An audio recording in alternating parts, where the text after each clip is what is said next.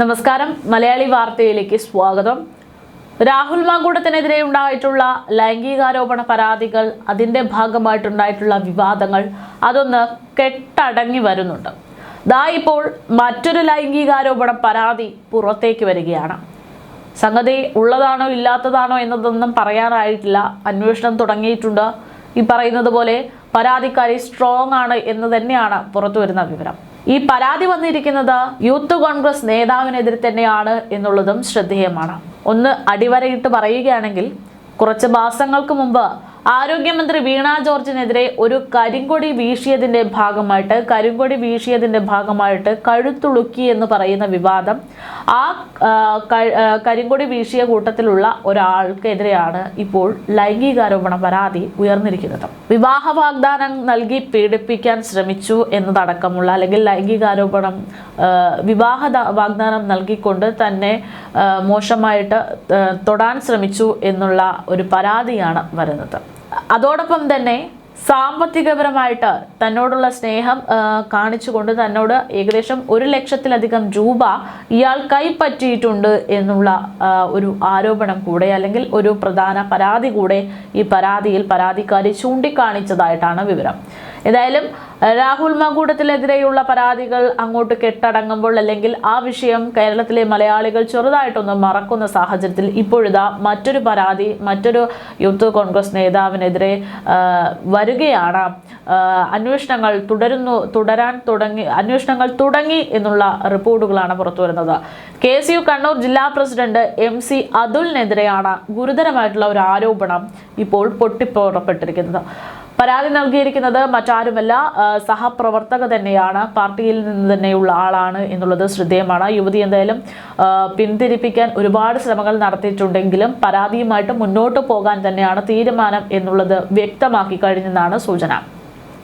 ലൈംഗിക ഉദ്ദേശത്തോടെ തന്റെ ശരീരത്തിൽ സ്പർശിച്ചുവെന്നും വിവാഹ വാഗ്ദാനം നൽകി ലക്ഷക്കണക്കിന് രൂപ തന്നിൽ നിന്ന് വഞ്ചിച്ച് തട്ടിയെടുത്തുമെന്നുമാണ് പ്രധാനമായിട്ടും ഇയാൾക്കെതിരെ നൽകിയിരിക്കുന്ന പരാതി. യുവതിയുടെ മൊഴിയുടെ അടിസ്ഥാനത്തിൽ കണ്ണൂർ വനിതാ പോലീസ് ഇപ്പോൾ കേസെടുത്തിട്ടുണ്ട്.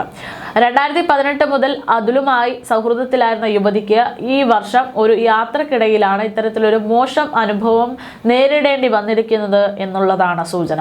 ലൈംഗിക താല്പര്യത്തോടെ ഇയാൾ തന്നോട് പെരുമാറി എന്ന് യുവതി അടിവരയിട്ട് പറയുകയാണ്.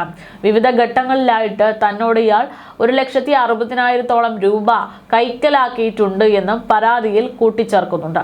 വിവാഹം കഴിക്കാമെന്നുള്ള ഉറപ്പിലാണ് ഇത്തരത്തിലുള്ള പണമിടപാടുകൾ താൻ നടത്തിയത് എന്നും യുവതി വ്യക്തമാക്കുന്നു. എന്നാൽ പിന്നീട് വിവാഹ വാഗ്ദാനത്തിൽ നിന്ന് അയാൾ പിന്മാറുന്ന തരത്തിലാണ് തന്നെ വഞ്ചിക്കുകയായിരുന്നു എന്നുള്ളതാണ് പരാതി. മുന്നോട്ട് പോകുമെന്ന് ഉറപ്പായതോടെ, അതായത് ഈ പരാതിയുമായിട്ട് മുന്നോട്ട് പോകുമെന്ന് ഉറപ്പായതോടെ കേസ് ഒതുക്കി തീർക്കാൻ പരാതി പിൻവലിക്കാൻ എന്നുള്ള ആവശ്യത്തിലൊക്കെ വലിയ സമ്മർദ്ദം തനിക്ക് നേരിടേണ്ടി വന്നിട്ടുണ്ട് എന്നും യുവതി വ്യക്തമാക്കുന്നു. മുഖ്യമന്ത്രിക്കും സിറ്റി പോലീസ് കമ്മീഷണർക്കും നൽകിയിട്ടുള്ള പരാതി, ഈ പരാതിയെ തുടർന്ന് വനിതാ പോലീസ് നടപടി സ്വീകരിച്ചിരിക്കുന്നു എന്നുള്ളതാണ് ഏറ്റവും അടുത്ത വിവരം. നിലവിൽ FIR രജിസ്റ്റർ ചെയ്ത് അന്വേഷണം ആരംഭിച്ചുവെങ്കിലും പ്രതിയായ അതുൽ ഒളിവിലാണ് എന്നാണ് പോലീസ് നൽകുന്ന സൂചന. ഇയാൾക്കായി തിരച്ചിൽ ഊർജിതമാക്കിയിരിക്കുകയാണ് പോലീസ്. രാഷ്ട്രീയ വൃത്തങ്ങളിൽ വലിയ ചർച്ചയായിരിക്കുന്ന ഈ സംഭവം സംഘടനയ്ക്കുള്ള വലിയ പ്രതിസന്ധിക്ക് കാരണമായി മാറുമെന്നുള്ള രാഷ്ട്രീയ നിരീക്ഷണങ്ങളും ഇപ്പോൾ വരുന്നുണ്ട്. അതേസമയം സംഭവത്തിൽ വലിയ രീതിയിലുള്ള പ്രതികരണങ്ങൾ പൊതുജനങ്ങളുടെ ഇടയിൽ നിന്നും വരുന്നുണ്ട്.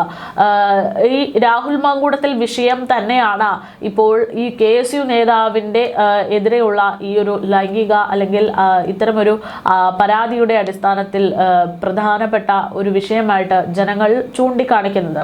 സമൂഹ മാധ്യമങ്ങളിലൂടെയൊക്കെ പ്രതികരിക്കുന്ന ആളുകൾ ഒരു വശത്ത് നിന്ന് വലിയ രീതിയിൽ ഈ KSU നേതാവിനെതിരെ രൂക്ഷമായിട്ടുള്ള വിമർശനങ്ങൾ ഉന്നയിക്കുന്നുണ്ട്. ഈ പറയുന്നത് പോലെ KSU നേതാക്കന്മാർ അല്ലെങ്കിൽ യൂത്ത് കോൺഗ്രസ് നേതാക്കന്മാരൊക്കെ തന്നെ ഇത്തരത്തിൽ ട്രാക്ക് പിടിച്ചു പോവുകയാണോ എന്നുള്ള ഒരു തരത്തിലൊരു പരാമർശമാണ്, അല്ലെങ്കിൽ രാഹുൽ മാങ്കൂട്ടത്തിന് പഠിക്കുകയാണോ താൻ എന്നുള്ളൊരു പരാമർശമാണ് വരുന്നത്.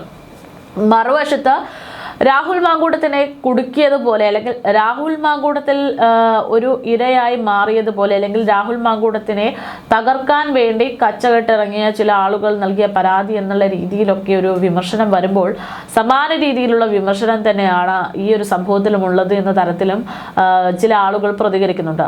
രാഹുൽ മാങ്കൂട്ടത്തിൽ വിഷയത്തിൽ കൃത്യമായിട്ടുള്ള അന്വേഷണങ്ങൾ നടന്നു വരികയാണെങ്കിൽ പോലും 2-3 കേസുകൾ സമാനമായിട്ട് വരുമ്പോൾ രാഹുൽ മാങ്കൂട്ടത്തിനെതിരെ വന്നിട്ടുള്ള പരാതികളുടെ ഒരു വിശ്വാസ്യത ചോദ്യം ചെയ്യപ്പെട്ട ഒരു സാഹചര്യം ഉണ്ടായത് നമ്മളൊക്കെ കണ്ടതാണ്.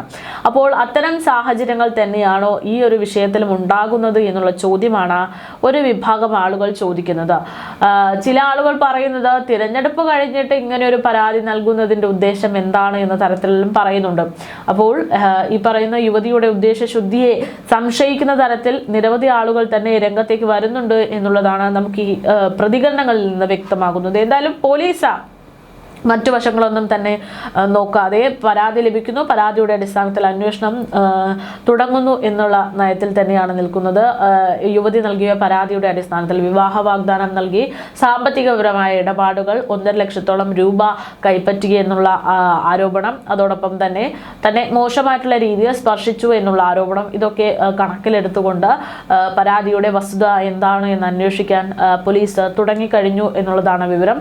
അതേസമയം നമ്മൾ ഈ പറഞ്ഞത് പോലെ രാഹുൽ മാങ്കൂട്ടത്തിന്റെ വിഷയത്തിലേക്ക് വരികയാണെങ്കിൽ രാഹുൽ മാങ്കൂട്ടത്തിന്റെ വിഷയത്തിൽ നിരവധി നിയമ നടപടികൾ തുടരുന്നുണ്ട് എന്നുള്ള വിവരങ്ങളാണ് പുറത്തുവരുന്നത്. കഴിഞ്ഞ ദിവസമാണ് രാഹുൽ മാങ്കൂട്ടത്തിൽ വിഷയത്തിൽ ഒരു പ്രധാനപ്പെട്ട ഒരു റിപ്പോർട്ട് പുറത്തുവരുന്നത്. രാഹുൽ മാങ്കൂട്ടത്തിനെതിരായ 2ാം ബലാത്സംഗ കേസിലെ ജാമ്യം റദ്ദാക്കണമെന്നാവശ്യപ്പെട്ട പ്രത്യേക അന്വേഷണ സംഘം ഒരു ഹർജി നൽകിയിരുന്നു. അതിന്റെ വാദം ഈ വരുന്ന 30ലേക്ക് മാറ്റി എന്നുള്ളതാണ് ഏറ്റവും അടുത്ത ഒരു അപ്ഡേഷനായിട്ട് രാഹുൽ മാങ്കൂട്ട വിഷയത്തിൽ വന്നിട്ടുള്ളത്.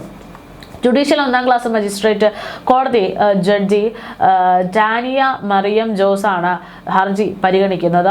രാഹുലിന്റെ സുഹൃത്ത് ഫെന്നി നയനാൻ അതിജീവിതയെ അപകീർത്തിപ്പെടുത്തുന്ന തരത്തിലുള്ള വാർത്തകൾ പ്രചരിപ്പിക്കുന്നത് രാഹുലിന്റെ അറിവോടെയാണ് എന്നും ഇത് ജാമ്യവ്യവസ്ഥയുടെ ലംഘനമാണ് എന്നും ചൂണ്ടിക്കാണിച്ചുകൊണ്ടാണ് SIT ഹർജി നൽകിയിട്ടുള്ളത്. കേസിൽ രാഹുലിന്റെ അഭിഭാഷകൻ വെള്ളിയാഴ്ച കോടതിയിൽ ഹാജരായിട്ടുണ്ട്. അതിജീവിതയെ ഫോൺ വിളിച്ചെന്ന കേസിൽ രാഹുൽ മാങ്കൂട്ടത്തിലിനെ കോടതി താക്കീത് ചെയ്തിട്ടുള്ളതും കണ്ടതാണ്. രാഹുലിന്റെ മൊബൈലിൽ നിന്ന് അതിജീവിതയുടെ നമ്പർ ഉൾപ്പെടെയുള്ള വിവരങ്ങൾ നീക്കണമെന്നാണ് ഉത്തരവിട്ടിരിക്കുന്നത്. ഇതിന് പിന്നാലെയാണ് അതിജീവിതയ്ക്കെതിരെ ഫെന്നി നയനാന്റെ നേതൃത്വത്തിൽ സൈബർ ആക്രമണങ്ങൾ ഉണ്ടായിട്ടുള്ളത്. ഇതോടെ അതിജീവിത SITക്ക് പരാതി നൽകിയിരിക്കുകയാണ്. വിവാഹ വാഗ്ദാനം നൽകി ഹോം സ്റ്റേയിൽ എത്തിച്ച് ബാംഗ്ലൂരുവിൽ താമസിക്കുന്ന 23 വയസ്സുകാരിയെ ബലാത്സംഗം ചെയ്തു എന്നുള്ള കേസിലാണ് ഇത്തരം നടപടികൾ ഇപ്പോൾ രാഹുൽ മാങ്കൂട്ടത്തിനെതിരെ ഉണ്ടായിട്ടുള്ളത്. എന്തായാലും 2 പരാതികളാണ് ഇപ്പോൾ കോൺഗ്രസിനെ പ്രതിസന്ധിയിലാക്കിക്കൊണ്ട് ഇപ്പോൾ വരുന്നത്. ഒന്ന് രാഹുൽ മാങ്കൂട്ടത്തിൽ വിഷയം, രണ്ടാമത്തത് ഇപ്പോൾ KSU നേതാവായിട്ടുള്ള കണ്ണൂരിലെ KSU നേതാവിനെതിരെയുള്ള ഒരു പരാതി. 2 പരാതികളിൽ രാഹുൽ മാങ്കൂട്ടത്തിന്റെ പാർട്ടി പുറത്താക്കി. ഇനിയിപ്പോൾ KSU നേതാവായ കണ്ണൂർ KSU നേതാവിനെതിരെയുള്ള പരാതിയാണ്. അതിൻ്റെ അന്വേഷണങ്ങൾ ഏത് വഴിക്കാണ്, എന്താണ് നടപടി എന്നതൊക്കെ കാത്തിരുന്ന് തന്നെ കാണണം. എന്തായാലും പാർട്ടിക്ക് വലിയ തലവേദനയായിട്ട് ഇത്തരം പെണ്ണ് കേസുകൾ മാറുന്നു എന്ന് വേണമെങ്കിൽ നമുക്ക് പറയേണ്ടുന്ന സാഹചര്യം. പ്രതിപക്ഷത്തിനെ പ്രതിസന്ധിയിലാക്കിക്കൊണ്ട് യൂത്ത് നേതാക്കന്മാർ മാറുന്നു എന്നുള്ള ഒരു ആക്ഷേപവും നിലവിൽ വരുന്നുണ്ട്.